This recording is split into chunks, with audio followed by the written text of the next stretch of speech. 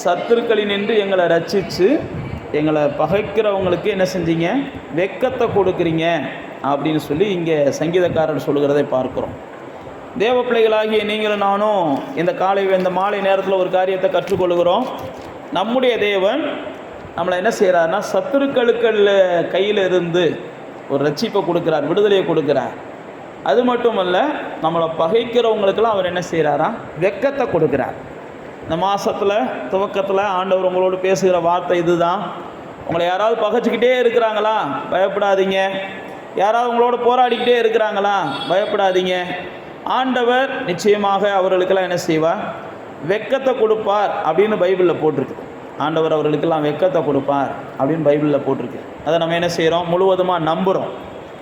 இந்த 44வது சங்கீதத்தை வாசித்து பார்த்தீங்கன்னா, அந்த முதல் சில வசனங்களில் அங்கே போட்டிருக்குது, எங்களுடைய முன்னோர்கள் சொன்னாங்க, தேவன் எங்களுக்கு என்ன செஞ்சார், இதெல்லாம் செஞ்சார், அதெல்லாம் செஞ்சார், எங்களுக்கு தேவன் அதிசயமானவைகளை செஞ்சார், எங்களுக்கு தேவன் பிரபிக்கத்தக்கவைகளை செஞ்சார் அப்படின்னு சொல்லி எங்களுடைய முன்னோர்கள் சொன்னாங்கன்னு முதல் வசனத்தில் சொல்லுவார். 2வது வசனத்தில் சொல்லும்போது, யாரெல்லாம் தேவனுக்கு பிரியம் இல்லாமல் இருந்தாங்களோ அவங்களெல்லாம் துரத்தி விட்டுட்டு அவங்ககிட்ட இருக்கிற ஆசீர்வாதங்களை எங்களுக்கு கொடுத்தாரு, எடுத்து கொடுத்தாரு. அவங்களுக்கு யாரெல்லாம் தேவனுக்கு பிரியமில்லாத செஞ்சாங்களோ அவங்ககிட்ட இருந்த ஆசீர்வாதங்களை எல்லாம் தேவன் எடுத்து யாரெல்லாம் தேவனுக்கு பிரியமாக இருந்தாங்களோ அவங்க கையில் கொடுத்தார் அப்படின்றது அந்த 2வது வசனத்தில் அவங்க சொல்கிறாங்க. அடுத்து 3வது வசனத்தில் சொல்லும்போது சொல்கிறாங்க, இதெல்லாம் ஏதோ நாங்கள் எங்கள் பட்டயத்தை வச்சு சாதிக்கலை, அல்லது எங்களுடைய பலத்தை வச்சு நாங்கள் சாதிக்கலை, இது எல்லாம் இங்கே போட்டிருக்கு எங்கள் புயமோ எங்களுடைய பட்டயமோ அல்ல. அந்த 3வது வசனம் போட்டிருக்கு, கர்த்தர் எங்கள் மேலே பிரியமாக இருந்தார்.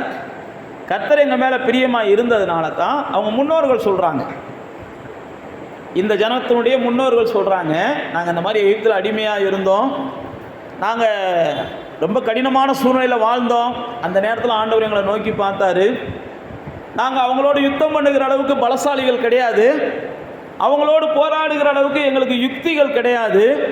அதுதான் நான் உங்களுக்கு சொல்ல வருகிறேன். நாம் தேவனுடையவர்களாக இருக்கிறதுனால நம்மளை யார் பகைச்சாலும் அவங்களுக்கு ஆண்டவர் வெட்கத்தை கொடுக்குறார். யார் நம்மளை பகைச்சாலும் நாம் தேவனுடையவர்கள், நாம் தேவனை மாத்திரம் நோக்கி பார்த்துட்டு போய்கிட்டே இருக்கிறோம், ஆனாலும் நம்மளை பகைப்பாங்க, நம்மளோடு போராடுவாங்க, நம்மளோடு பல வகையான நமக்கு தீங்குகளை செய்ய பல வகையில் முயற்சி பண்ணுவாங்க.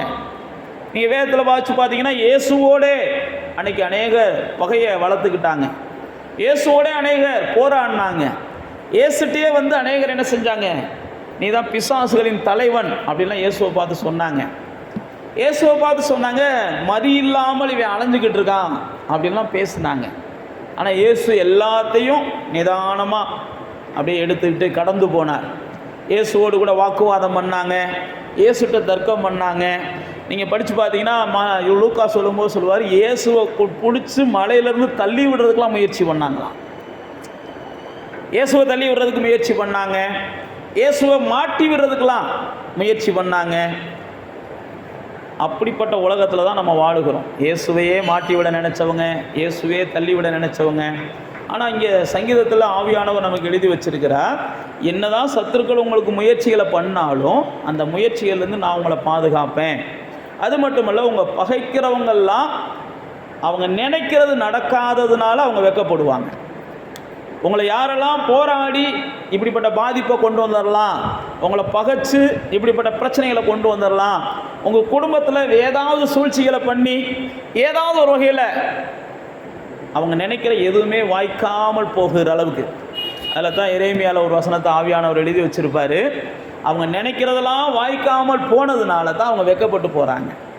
அப்போ நம்மளை பகைக்கிறவங்க நம்ம வாழ்க்கையில் என்னெல்லாம் நடக்கணும்னு நினைக்கிறாங்களோ, நம்மளுடைய விரோதிகள் நம்ம வாழ்க்கையில் என்னெல்லாம் நடக்கணும்னு நினைக்கிறார்களோ, நமக்கு சத்ருவாக இருக்கிறவங்க எதெல்லாம் நம்முடைய வாழ்க்கையில் நடக்கணும்னு நினைக்கிறாங்களோ அதெல்லாம் எதுவுமே நடக்காத அளவுக்கு தேவன் நம்மளை பாதுகாத்து அவர்களுக்கு ஒரு வெட்கத்தை கொடுக்கிறார். இதைத்தான் இஸ்ரவேல் ஜனங்கள் தங்களுடைய முன்னோர்கள் இப்படி சொன்னாங்க. எங்களுடைய முன்னோர்கள் என்ன சொன்னாங்கன்னா, எங்களை காட்டிலும் பலசாலிகள் எங்களை பகைத்தார்கள், ஆனால் அவங்களால எங்களை மேற்கொள்ள முடியலை. ஏன்னா அவங்க ராஜாக்கள், நாங்கள் அடிமைகள். அந்த ராஜாக்கள் எங்களை துன்பப்படுத்த ஆரம்பித்தாங்க. துன்பப்படுத்த ஆரம்பித்த உடனே தேவன் அவர்களுக்கு வாதைகளை கொடுக்க ஆரம்பித்தார். அந்த ராஜாக்கள் எங்களை நெருக்க ஆரம்பித்தாங்க. அப்போ உடனே தேவன் என்ன செஞ்சார்? சில வாதைகளை கொடுத்து அவர்களை பகைத்தவர்களை அவர் வெட்கப்படுத்தினார்னு பைபிளில் போட்டிருக்கு. என்னன்னா, இங்கே வாதம் இருக்கும், இங்கே வாதம் இருக்காது. இங்கே பிரச்சனை இருக்கும், இங்கே பிரச்சனை இருக்காது. அப்போ அவங்க பலசாலிகள், ஆனால் அவங்க வீட்டில் பிரச்சனை இருக்கும். இவங்க அந்த தேசத்தில் அடிமையாக இருந்தவங்க, ஆனால் கர்த்தருடையவர்கள், இவங்க வீட்டில் பிரச்சனை இருக்காது. அவங்க வீட்டுக்கு தவளை போகும், இவங்க வீட்டுக்கு தவளை வராது. அவங்க வீட்டுக்கு பேன் போகும், இவங்க வீட்டுக்கு பேன் வராது. இதெல்லாம் நீங்கள் யாத்ராமத்தின் புஸ்தகத்தில் வாசித்து பார்த்தீங்கன்னா தெரியும். அதை தான் இங்கே சொல்கிறாங்க. இதெல்லாம் எங்களால் நடக்கலை, எங்கள் மேலே கர்த்தர் பிரியமாக இருந்ததுனால 3ஆம் வசனத்தில் போட்டிருக்கிறாங்க, அவருடைய வலதுகரம் எங்களுக்கு சாதகமாக இருந்துச்சு, அவருடைய புயம் எங்களுக்கு சாதகமாக இருந்துச்சு, அவருடைய முகத்தின் பிரகாசம் எங்களை ரசிச்சு. அதுதான் 3ஆவது வசனத்தில் போட்டுறாங்க. அவர் எங்களை நோக்கி பார்த்தாரு, அதனால தான் எங்களை பகைக்கிறவங்கெல்லாம் வைக்கப்பட்டாங்க. அப்போ உங்களை ஒருத்தவங்க பகைக்கிறாங்க அப்படின்னா கர்த்தர் உங்கள் பட்சத்தில் நிற்கிறாருன்னு நீங்கள் உணர்ந்துக்கிட்டீங்கனாலே பைபிளில் போட்டிருக்கு, கர்த்தர் உங்கள் பட்சத்தில் நிற்கும் போது உங்களுக்கு விரோதமாக இருப்பவன் யாருன்னா பைபிளில் போட்டிருக்கு. கர்த்தர் உங்கள் பட்சத்தில் இருக்கிறார். நல்லா தெரிஞ்சுக்கோங்க, கர்த்தர் உங்களுக்கு சாதகமாக எழும்புறது வரைக்கும் தான் உங்களுடைய எதிரிகள் ரொம்ப பெரிய சேட்டை பண்ணுவாங்க. எப்போ கர்த்தர் உங்களுக்கு சாதகமாக எழும்பிட்டு இதுக்கு மேலேயும் அவங்களுக்கு ஒரு முடிவை கொடுக்கணும். தாவீது சங்கீதத்தில் சொல்லுவார், ஆண்டவரே அவர்கள் மனிதர்கள் என்று உணரும்படிக்கு என்ன செய்யுங்க, சில அடையாளத்தை காண்பீங்க. அவங்க தேவன் என்று தங்களை நினச்சிக்கிட்டு என்ன செய்கிறாங்க, என்னென்னமோ செய்கிறாங்க, நம்ம நினச்சதெல்லாம் செய்ய முடியும்னு நினைக்கிறாங்க. அவர்கள் மனிதர்கள் என்று உணரும்படிக்கு அவங்கள சில அவமானத்துக்குள்ளே கொண்டு போங்க அப்படின்லாம் அவர் ஜெபம் பண்ணுவார். அப்போ தேவ பிள்ளைகளாகிய நானும் நீங்களும் ஒன்றை புரிந்து கொள்ளணும். நம்மளை பகைக்கிறவங்களையும் நமக்கு விரோதமாக எதிர்க்கிறவர்களையும் அல்லது நம்முடைய சத்துருக்களையும் நாம் இங்கே இவர்கள் சொல்கிறாங்க பாருங்கள், பட்டயத்தை வச்சோ அல்லது நம்முடைய மாம்ச புயத்தை வச்சோ நம்முடைய மாம்ச சிந்தைகளை வச்சோ மேற்கொள்ளணும்னு நினைக்காம கர்த்தர் அவர்களுக்கு வெட்கத்தை உடுத்துவார். கர்த்தர் அவர்களுக்கு ஒரு தோல்வியை தருவார். கர்த்தர் நிச்சயமாக அவர்களுடைய குடும்பங்களில் வேறு ஏதாவது சூழ்நிலைகளை உருவாக்குவார். நீங்கள் வாசித்து பார்த்தீங்கன்னா தாவீதுக்கு ஒரு பெரிய சூழ்நிலை வந்துடும். தாவீதை ராஜா சவுல் பிடிக்க போயிடுவார். பக்கத்தில் போய் பிடிச்சாருன்னா தாவீது செத்து போயிடுவார். அப்படிப்பட்ட சூழ்நிலை. அப்படிப்பட்ட சூழ்நிலையில் பைபிளில் போட்டிருக்கு, தாவீதை பிடிக்க போகிற அந்த நேரம் பார்த்து அங்கிட்டிருந்து ஒரு செய்தி வரும், டேய் அவனை தொட, அங்கே நீ உன் ஊருக்கு வா, உன் வீட்டில் ஒரு பிரச்சனை வரப்போகுது, உன் வீட்டில் உன் ஊரில் ஒரு பிரச்சனை வரப்போகுது அப்படின்னு சொன்ன உடனே தாவீதை பிடிக்கிறத விட்டு போட்டு அங்கே போயிடுவார் சவுல். பைபிளில் போட்டிருக்கு, தாவீது சொல்கிறார், எனக்கும் மரணத்துக்கும் ஒரு அடி தூரம் தான் இருந்துச்சு, ஆனால் கர்த்தர் அவனை அவர் கையில் ஒப்பு கொடுக்கலை, சவுல் கையில் ஒப்பு கொடுக்கலன்னு பைபிளில் போட்டிருக்கு. அது கடைசி முடிவு என்ன அப்படின்னு பார்த்தீங்கன்னா, தாவீதை பகைத்த சவுல் அவன் ஒரு அகோரமான கோரமான மரணத்தை தான் அவன் சந்தித்தான். அப்போ பரிசுத்தவான்களை, தேவ பிள்ளைகளை, நீதிமான்களை, பொறுமையாக போகிறவங்களை, சகிச்சு போகிறவங்களை, எல்லாவற்றையும் ஏற்றுக்கொண்டு போகிறவங்கள தொடர்ந்து சிலர் துன்பப்படுத்திக்கிட்டே இருக்கிறாங்க, பகைத்து கொண்டே இருக்கிறாங்க. விரோதிப்பதற்கு ஏதாவது காரணம் தேடுறாங்க. காரணம் இல்லாமல், முகாந்திரம் இல்லாமல், சங்கீதத்தை வாசித்து பார்த்தீங்கன்னா சொல்லுவார், முகாந்திரம் இல்லாமல் என்னை பகைக்கிறாங்க, காரணம் இல்லாமல் என்னை விரோதிக்கிறாங்க. அப்படிப்பட்டவங்களுக்கெல்லாம் கர்த்தர் ஒரு காலத்தை வச்சிருக்கிறார். பைபிளில் போட்டிருக்கிற சத்தியம் என்னன்னா, அப்படிப்பட்டவங்க உங்களுக்கு முன்னாடி வெட்கப்பட்டு போகிற நாட்கள் வரும். இதைத்தான் அங்கே சொல்கிறார் 3ஆம் வசனத்தில். அடுத்து 4ஆம் வசனத்துல எல்லாம் சொல்லும்போது, நீங்கள் தான் எங்களுடைய ராஜா, நீங்கள் தான் என்ன செய்வீங்க, நாங்கள் சத்துருக்களை கீழே விழத்தள்ளுவதற்கு எங்களுக்கு உதவி செய்யுங்க. அடுத்து போட்டிருக்காரு, எங்களுக்கு விரோதமாக எழும்புகிறவர்களை 5ஆம் வசனத்தில் போட்டிருக்கிறாரு, உம்முடைய நாமத்தை கொண்டு நாங்கள் மிதிப்போம்னு போட்டிருக்கிறார்.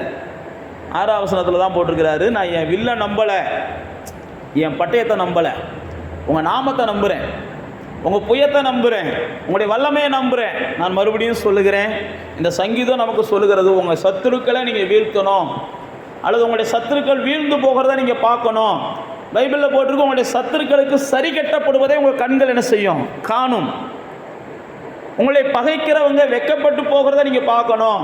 உங்களோடு போராடுகிறவங்க, காரணம் இல்லாமல் போராடுறவங்க, எப்படியாவது உங்களை துன்பப்படுத்தணும்னு நினைக்கிறவங்க, எப்படியாவது உங்களை காயப்படுத்தணும்னு நினைக்கிறவங்க, எப்படியாவது உங்களுக்கு களங்கத்தை ஏற்படுத்தணும்னு நினைக்கிறவங்க, நல்லா தெரிந்து கொள்ளுங்க, இப்படிப்பட்டவங்க நம்மளை சுற்றிலும் இருப்பாங்க, நம்ம குடும்பத்தில் இருப்பாங்க, நம்மளோடு போராடுவாங்க. ஆனால் நம்ம ஒன்றை புரிந்து கொள்ளணும், இவங்களை எல்லாம் என் கையின் பலத்தால் முடியாது, என் ஞானத்தை பயன்படுத்தி என்னால் முடியாது, அல்லது நான் பக்கத்தில் இருக்கிற எங்கள் சொந்தக்காரங்களை கூட்டு வந்து செஞ்செல்லாம் சரி பண்ண முடியாது. இதை சரி பண்ணுறதுக்கு தேவனால் மட்டும்தான் முடியும். இதைத்தான் இங்கே சங்கீதக்காரன் சொல்லுகிறான், உம்மாலே தான் எங்களுடைய சத்துருக்களை கீழே விழத்தள்ளி, அந்த 5ஆம் வசனத்தில் போட்டிருக்கான், விழத்தாக்கி எங்களுக்கு விரோதமாக எழும்புகிறவங்களை உங்களுடைய நாமத்தினால நாங்கள் மிதிப்போம் அப்படின்னு போட்டிருக்கிறான். போட்டுட்டு தான் 6ஆம் வசனத்தில் சொல்கிறான், இது என் வில்லு செய்யாது, அதெல்லாம் நான் நம்பலை, என் பட்டயத்தை வச்சு நான் நம்பிக்கை வைக்கலை, ஆனால் உங்கள் மேலே என்ன செய்கிறோம், நாங்கள் நம்பிக்கை வைக்கிறோம்னு சொல்லி அந்த 8ஆம் வசனத்தை சொல்கிறான். தேவனுக்குள் நாங்கள் நித்தமும் மேன்மை பாராட்டுவோம், உமது நாமத்தை என்றைக்கும் நாங்கள் துதிப்போம் அப்படின்னு சொல்லுகிறதை பார்க்குறோம். அப்போ தேவ பிள்ளைகளாகிய நீங்களும் நானும் இந்த மாதத்தில், இந்த துவக்கத்தில் நம்ம வேதத்தில் பார்க்குறோம், ஆமான் என்கிற ஒரு பகைஞன் அன்னைக்கு மொர்தெகாய்க்கு விரோதமாக, இஸ்ரவேல் ஜனங்களுக்கு விரோதமாக எழும்பி எல்லாவற்றையும் அவன் ஜெயிக்கிறவனாக இருந்தான். சில நேரத்தில் நம்முடைய சத்துருக்களுடைய கை ஓங்குறது மாதிரி இருக்கலாம், சில நேரத்தில் நம்மளை பகைக்கிறவங்க காரியங்கள் வாய்க்கிறது மாதிரி இருக்கலாம், சில நேரத்தில் நமக்கு விரோதமாக இருக்கிற துன்மார்க்கர்கள் அவங்க நினைக்கிறது மாதிரியே சில நம்ம வாழ்க்கையில் நடக்கலாம், சில சூழ்நிலைகள்லாம் நடக்கலாம். ஆனால் நமக்குள்ள ஒரு நிச்சயம் இருக்கணும், முடிவு எனக்கு சாதகமாக இருக்கும்.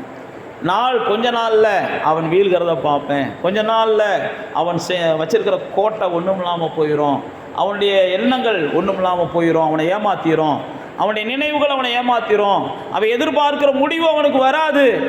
ஆமானுக்கு அப்படி தான் வந்துச்சு. ஆமான் நினச்சா நான் என்ன எதிர்பார்க்குறதெல்லாம் நடக்குது, என்னால் இந்த அதிகாரத்தில் இருக்கிறேன், என்னால் இந்த ஜனத்தை வீழ்த்த முடியும், என்னால் இந்த ஜனத்தை தாழ்த்த முடியும், என்னால் இந்த ஜனத்தை அழிக்க முடியும் அப்படின்ற ஒரு பெரிய மமதையில் இருந்தான். ஆனால் அவங்கெல்லாம் என்ன செஞ்சாங்க, ஆண்டவர் சொன்னாங்க, ஆண்டவரே எங்களை பகைத்து எங்களை இல்லாமல் போக பண்ண ஒருவன் எழும்பி போராடுறான், நீங்கள் பார்த்துக்கோங்க பாண்டு. பைபிளில் பார்க்குறோம், இவனை பகைத்தவன் அவன் இல்லாமல் இவங்க கண்ணு முன்னாடியே போயிடுறான். இவங்களை பகைத்தவன் பைபிளில் போட்டிருக்கு. அவங்க மனைவி சொல்கிறாங்க, அவங்க யூதர்களாக இருக்கிறபடினால நீ தான் தாழ்ந்து போவ, ஒருவேளை நீ உயரத்தில் இருக்கலாம், இன்னைக்கு உனக்கு சாதகமாக எல்லாம் இருக்கலாம், ஆனால் முடிவில் நீ தான் தாழ்ந்து போவ. பைபிளில் போட்டிருக்கு. அப்படியே முடிவானது அவனுக்கு தான் மரண பயத்தை கொடுத்துச்சு. ஆரம்பத்தில் இவன் எல்லாத்துக்கும் மரண பயத்தை கொடுத்தான், ஆரம்பத்தில் இவன் இஸ்ரவேல் ஜனங்களுக்கு மரண பயத்தை கொடுத்தான், இவன் ஆரம்பத்தில் மொர்தெகாய்க்கு மரண பயத்தை கொடுத்தான், இவன் ஆரம்பத்தில் பயங்கரமான மரண பயத்தை எல்லாருக்கும் கொடுத்தான். பைபிளில் போட்டிருக்கு, சூசான் நகரமே கலங்கிட்டுன்னு போட்டிருக்குது. எல்லாத்துக்கும் ஒரு கலக்கத்தை கொடுத்தான். ஆனால் அவங்க எப்போ தேவனை நோக்கி பார்த்தாங்களோ எல்லாம் மாற ஆரம்பிச்சிச்சு. முடிவில் அதே பைபிளில் போட்டிருக்கு, சூசான் நகரம் ஆர்ப்பரிச்சிச்சுன்னு பைபிளில் போட்டிருக்கு. பெரிய மகிழ்ச்சி. அப்போ தேவ பிள்ளைகளாகிய நமக்குள்ள இந்த மாதத்தை துவங்கும் போது மனிதர்களால் பல விபரீதங்களை நம்ம பார்த்துருக்கலாம், மனிதர்களால் பல வகையான துன்பத்தை நம்ம அனுபவிச்சிருக்கலாம், மனிதர்களால் பல நிந்தைகள் நமக்கு வந்திருக்கலாம். பிசாசானவன் அநேகரை இன்றைக்கி நமக்கு விரோதமாக பகைப்பதற்கும், நம்மளை பல வகையில் பழி சொற்களை நம்ம மேலே எழுப்புவதற்கும் என்னென்னமோ செஞ்சுருக்கலாம். இந்த மாதத்தை துவங்கும் போது தேவன் உங்கள்கிட்ட சொல்லுகிறார், நீங்கள் என்ன செய்யுங்க, உங்கள் பகைக்கிறவங்கெல்லாம் வெட்கப்பட்டு போகிறத நீங்கள் பார்ப்பீங்க, உங்களுடைய சத்துருக்கள் கையில் நான் உங்களை விடுதலை ஆக்குவேன். நீங்கள் என்ன செய்ய வேண்டியதெல்லாம் ஒன்று தான், என் தேவனை நான் நம்புகிறேன், என் தேவனை அவருடைய பார்வைக்கு நலமானதை எனக்கு செய்யட்டும், அவருடைய பார்வைக்கு நலமானதை அந்த குடும்பத்தாருக்கு செய்யட்டும், அவருடைய பார்வைக்கு நலமானதை காரணம் இல்லாமல் பகைக்கிறவங்களுக்கு செய்யட்டும், அவருடைய பார்வைக்கு நலமானதை எங்களோடு போராடுகிறவங்களுக்கு செய்யட்டும் அப்படின்னு சொல்லி ஒப்பு கொடுங்க. எல்லாம் நடக்கிறத நீங்கள் பார்ப்பீங்க. அப்படியே கண்களை மூடி தேவ சமூகத்துக்கு வாங்க, தேவனுடைய சமூகத்தில் ஒப்பு கொடுங்க. ஆண்டவரே, எங்களை பகைக்கிறவர்களுக்கு நீங்கள் வெட்கத்தை கொடுப்பேன்னு சொல்லியிருக்கிறீங்கப்பா. நாங்கள் யாரையும் பகைக்கலை, யாருக்கும் நாங்கள் தீமை செய்ய விரும்பலை, நாங்கள் முடிஞ்ச அளவுக்கு நன்மையை தான் செய்கிறோம், அனுசரித்து தான் போகிறோம், பொறுமையாக தான் போகிறோம், எவ்வளையோ காரியங்களை சகித்து போகிறோம், எவ்வளையோ காரியங்களை விட்டு கொடுத்து போகிறோம். ஆனாலும் எங்களை காரணமில்லாமல் மூர்க்கமாக பகைக்கிற ஆமான்கள் இருக்கிறாங்கப்பா, காரணமில்லாமல் எங்களோடு போராடுகிறவங்க இருக்கிறாங்கப்பா. அவங்க கொழுத்து போய் அவங்களுக்கு பெரியவங்களோட, அவங்கள காட்டிலும் பலசாலியோட போராட மாட்டேன்றாங்க. அவங்களுக்கு அவங்க பெரிய ஆள்னு காமிக்கிறதுக்காக எங்கள்கிட்ட போய் போராடிக்கிட்டு இருக்கிறாங்க. அவங்கள காட்டிலும் பலசாலிகள்கிட்ட போராடி பெரிய ஆள்னு காமிக்கிறது இல்லை. உம்முடைய பரிசுத்தவான்களாகி எங்கள்கிட்ட ஒவ்வொரு நாளும் போராடுறாங்க. உங்களுடைய பரிசுத்தவான்களாகி எங்களை ஒவ்வொரு நாளும் பல வகையில் துக்கப்படுத்துகிறாங்க. நாங்கள் சண்டைக்கு வர மாட்டோம்னு தெரிஞ்சதுனால தொடர்ந்து எங்களுக்கு சங்கடங்களை ஏற்படுத்துகிறாங்க. கர்த்தாவே, உங்கள் கையில் ஒப்பு கொடுக்குறோம்ப்பா. எங்களை பகைக்கிறவர்களை எல்லாம், எங்களோடு போராடுகிறவர்களை எல்லாம், எங்களை துன்பப்படுத்துகிறவர்களை எல்லாம், எங்களை காயப்படுத்துகிறவர்களை எல்லாம், ஒவ்வொரு நாளும் எங்களுக்கு நரகத்தை காண்பிக்க விரும்புகிறவர்களை எல்லாம் நீங்கள் பார்த்துக்கோங்கப்பா. இந்த மாதத்தின் துவக்கத்தில் எங்களுக்கு சொல்லி இருக்கிறீங்க, உம்முடைய புயம் எங்களுக்காக செய்யும், உம்முடைய கரம் எங்களுக்காக செய்யும், உம்முடைய நாமம் எங்களுக்காக செய்யும். இதை நாங்கள் நம்புகிறோம் ஆண்டவரே. எங்கள் வேதத்தில் அநேகருக்கு நீங்கள் செஞ்சுருக்கிறீங்க, எங்களுக்கும் செய்வீங்கன்னு நாங்கள் நம்புகிறோம். உங்கள் கையில் ஒப்பு கொடுக்குறோம். உம்முடைய நாமத்தினால் எங்களுடைய சத்துக்களை மிதிக்கவும், நாங்கள் ஜெயத்தை எடுக்கவும் நீர் எங்களுக்கு உதவி செய்வீராக. எல்லா துதியும் நாங்கள் உமக்கு செலுத்துகிறோம்.